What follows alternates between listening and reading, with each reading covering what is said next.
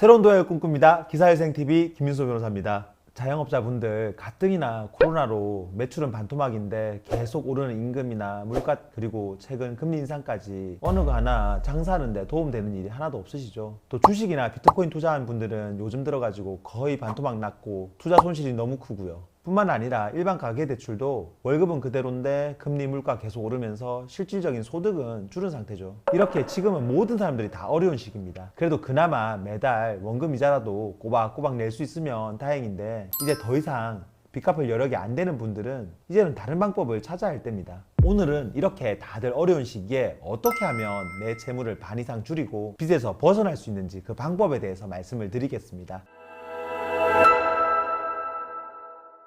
매년 10만 명 넘는 사람들이 이 방법을 통해서 자신의 빚에서 탈출을 하고 있습니다. 자, 그럼 시작해 보겠습니다. 보통 카드 연체되고 대출이자 못 내면 신용회복위원회에서 하는 채무조정, 그러니까 소위 말하는 워크아웃부터 많이들 알아보시는데요. 그런데 채무조정은 기본적으로 연체가 돼야 할 수가 있고 사람들이 제일 많이 하는 개인 워크아웃은 연체가 90일이 넘어야 진행이 가능합니다. 그러니까 아직 연체가 안 된 분들이거나 90일 동안 빚독촉을 감당을 하기 어려운 분들은 이 채무조정이 당장 효과를 발휘할 수가 없어요. 게다가 개인 사채는 아예 탕감이 안 되고 최근 대출 같은 경우도 원금 탕감이 거의 안 됩니다. 이렇게 워크아웃은 금융기관의 빚독촉을 막고 빚 갚는 기간을 8년으로 늘려주긴 하지만 정작 빚 자체를 줄여주는 데는 여러 가지 한계가 있습니다. 그럼 이렇게 최근 대출도 많고 개인 빚도 있는 분들은 어떻게 빚 탕감을 받아야 될까요? 이런 분들은 법원을 통해서 빚을 다 없애거나 줄이는 방법이 있습니다. 그게 바로 개인회생, 개인파산이라는 제도를 이용하는 겁니다.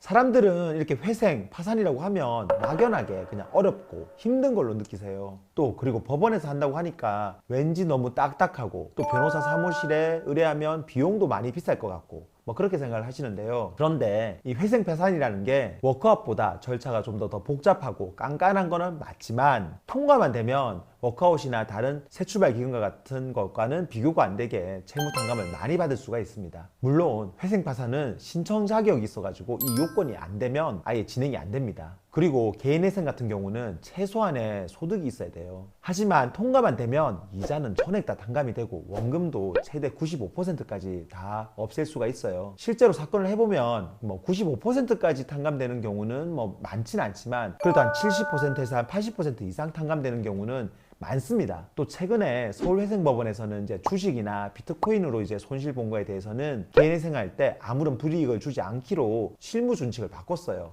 그러니까 이전보다 훨씬 더 회생하기가 쉬워진 거죠. 또 파산이라고 하면 회생보다도 더 막연하게 안 좋은 걸로 생각을 많이 하는데요. 이 파산이라는 단어 때문에 사람들은 그냥 왠지 그냥 경제적으로 그냥 망한 것 같고 앞으로 사회활동도 전혀 못하는 걸로 생각을 많이 하세요. 그런데 개인 파산은 그 파산 절차와 동시에 면책 절차라는 것을 같이 진행을 합니다. 그러니까 개인 파산을 한다는 건 파산만 하는 게 아니라 면책을 받으려고 한다는 거죠. 그리고 이제 이 면책을 받기만 하면 모든 빚이 다 없어지기 때문에 그 이후에는 경제활동을 하는데 아무런 문제가 없습니다. 개인 파산은 원금이자 100% 탕감이 원칙이라서 지금까지 나와 있는 제도들 중에서 가장 파격적인 거라고 생각하면 됩니다. 대신 면책 불허가 사유가 없는지를 법원에서 꼼꼼하게 따져봅니다. 다른 특별한 문제만 없다면 모든 빚을 탕감이 가능하니까 자신이 개인 파산 신청 자격이 되는지를 확인해보고 요건에만 맞다면 한번 시도하지 않을 이유가 없죠.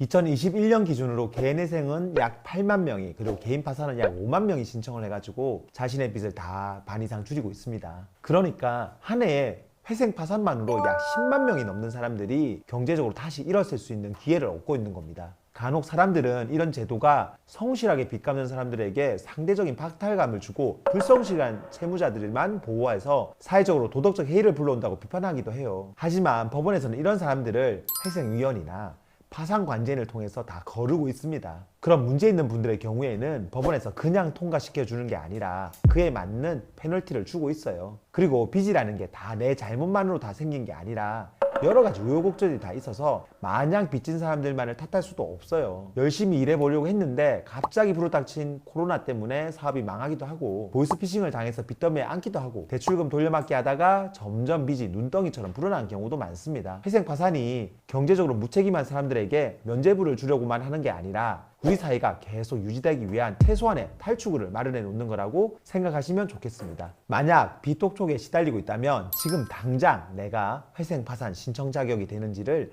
한번 확인해 보는 건 어떨까요? 지금도 매년 10만 명이 넘는 사람이 이 제도를 통해 자신의 빚을 다 탕감하고 있습니다. 오늘 영상 여기까지고요. 구독과 좋아요 그리고 알림 설정 부탁드립니다. 영상 보고 궁금한 점 있으면 아래 댓글이나 저희 법무법인 김앤파트너스로 전화 주시면 친절하게 답변 드리겠습니다. 다음에도 더 좋은 주제로 찾아뵙겠습니다. 감사합니다.